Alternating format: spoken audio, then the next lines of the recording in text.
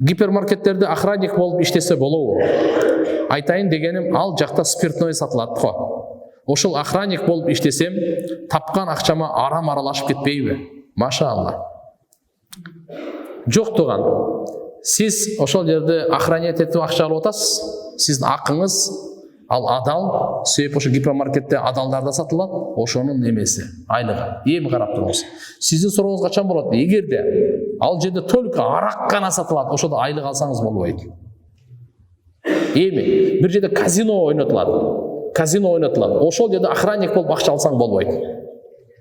Арам болуп калат. Себеп ал жерде казиного келген только арам эле да. А банк мери процентке берет дейсиз. Банкта охранник болуп иштеп кетсең, адал алсаң болот. Эмне үчүн? Ал жердеги бардык эле процент эмес да, которуулар бар. Демек шарият ошол жагын эске алат дагы, бунун айлыгы ошодон кетип атат дейт. Сизде гипермаркетте печеньелер бар го, ошонун айлыгы сиздики. Эч кыжалат болбоңуз.